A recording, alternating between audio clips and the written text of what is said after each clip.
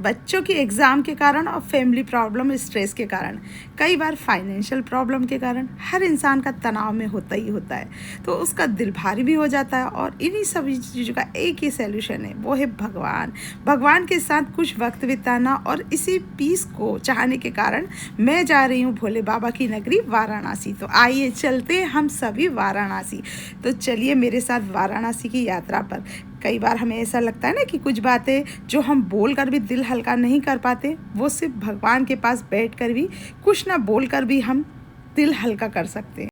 तो मैंने ले ली थी यहाँ से इंदौर से ट्रेन वाराणसी के लिए। तो यहाँ हम सब लोगों ने खाना घर से ही मैंने रेडी कर लिया था और यहाँ पर सारी फैमिली के साथ एंजॉय किया ट्रेन का सफ़र। और अब हम आ गए, तो यहाँ पर हम आ गए स्टेशन और स्टेशन से हमने ले लिया ई रिक्शा। तो ई रिक्शा का भी हमने एंजॉय किया, यहाँ का इसका सफ़र भी हमने एंजॉय किया, काफ़ी मज़ेदार रहा ई रिक्शा।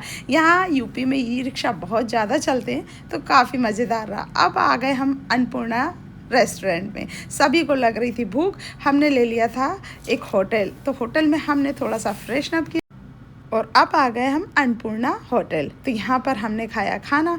ये हैं रिक्शा वाले भैया जो हमें सारी अपडेट करा रहे हैं, किस जगह क्या क्या है, सारी चीज़ें बता रहे हैं। तो हमने भैया को पूरे दिन के लिए कर लिया था बुक। हर जगह का अलग अलग टेस्ट होता है, तो यहाँ के खाने का टेस्ट भी बहुत अच्छा लगा। और यहाँ पर ये केसर वाला दूध काफ़ी स्पेशल था, बहुत मज़ेदार था।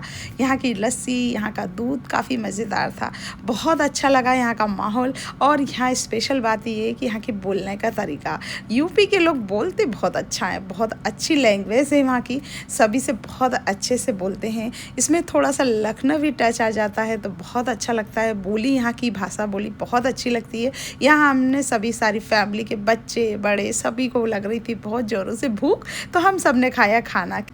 किसी को सिंपल खाना खाना था, किसी को फास्ट फूड खाना था, सबकी अपनी अपनी डिमांड।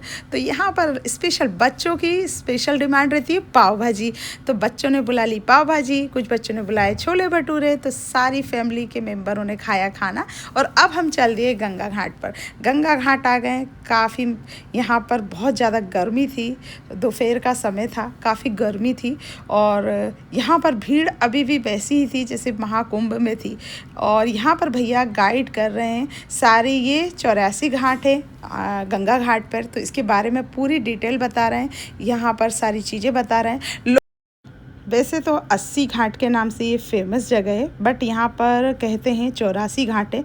यहाँ में बोट वाले भैया सारी ही घाटों की गाइड करते जा रहे थे, सारी ही घाटों के बारे में पूरी डिटेल बताते जा रहे थे और हम आगे बढ़ते जा रहे थे। यहाँ बोट से काफ़ी बढ़िया मज़ेदार लग रहा था। और ये आ गया मणिकर्णिका घाट, यहाँ पर लगा है भगवान भोलेनाथ का स्थान, यहीं से लगता है काशी विश्वनाथ जी का मंदिर। तो यहाँ पर मणिकर्णिका घाट में भगवान भोलेनाथ ने कहते हैं कि श्राप दिया था पूरे बनारस को, और ब्रह्मा जी ने उनसे प्रार्थना की थी कि पूरे बनारस को श्रापित ना करते हुए सिर्फ इस घाट को श्राप दिया जाए, क्योंकि यहाँ पर माता पार्वती के कुंडल और भगवान भोलेनाथ की मणि गिर गई थी। तो यहाँ भगवान ने श्राप दिया था कि यहाँ 24 ही घंटे अंत्येष्टियाँ जलेगी। यहीं से लगा है भगवान भोलेनाथ का काशी विश्वनाथ जी का मंदिर। और अब हो रही है माँ गंगा की आरती। तो माँ गंगा की आरती यहाँ करीब 7 से 7:30 के बीच में होती है, काफ़ी बहुत अच्छी जगह है। और हमने इस आरती को बोट से ही किया, क्योंकि यहाँ पर काफ़ी भीड़ रहती है, बहुत ज़्यादा बोट खड़ी हो जाती है और सभी माँ गंगा की आरती में शामिल हो जाते हैं। तो यहाँ पर हम लोग हो गए माँ गंगा की आरती में शामिल। तो हमने बोट से ही आरती की क्योंकि बहुत भीड़ थी और सभी अपने अपनी बोट से आरती कर रहे थे, सामने की तरफ से ही आरती हो रही थी। और ये आरती इतनी खूबसूरत होती है ना कि मन नहीं करेगा आपको कि आप इस घाट को छोड़ कर जाएँ। तो यहाँ पर सभी 2 से 3 घाट पर ये आरती होती है और बहुत खूबसूरत जगह है, बहुत अच्छा लगता है। काफ़ी अलग अलग तरीके से माँ गंगा की आरती होती है। तो यहाँ पर सभी जगह यानी घाटों पर आरती हो रही थी, बहुत ज़्यादा भीड़ थी और बोट से निकलना मुश्किल था। तो यहाँ पर हमने माँ गंगा की आरती की और अब हम चल दिए वापस से बोट से घाट की से वापसी की तरफ। तो यहाँ पर सारे घाट लाइट में इतने सुंदर लग रहे थे ना, लग रहा था कि पूरी रात हम बोट में ही निकाल दें। तो इतनी बढ़िया लग रही थी माँ गंगा इस तरह बहती हुई। पर मुझे एक बात बिल्कुल अच्छी नहीं लगी कि महाकुंभ में लोगों ने इतनी गंदगी फैलाई, पूरे बनारस में सारी ही जगह मुझे बिल्कुल भी अच्छा नहीं लगा। बहुत ज़्यादा गंदगी है और बिल्कुल क्लीन नहीं है बनारस, तो यहाँ पर थोड़ा-सा अच्छा नहीं लगा।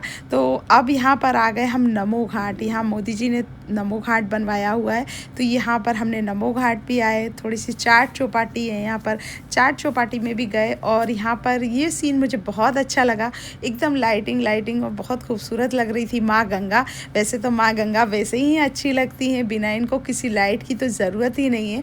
और माँ गंगा यहाँ पर हमने बोट छोड़ दी और नमो घाट से हम घूमते-घूमते बाहर की तरफ आ गए। तो यहाँ पर सारे ही घाटों के दर्शन हो गए थे और इसी हमने शाम की समय ये सारे घाटों को देख लिया था। तो यहाँ पर बहुत अच्छा लगा। ये नमो घाट में सारी लाइटिंग, बहुत अलग-अलग टाइप की लाइटिंग लगी हुई है। काफ़ी प्रशासन ने काफ़ी काम किया है यहाँ पर, तो बहुत अच्छा लगा। ये नमो घाट भी बहुत खूबसूरत है और यहाँ पर छोटी-सी चाट चौपाटी भी आपको देखने को मिलेगी।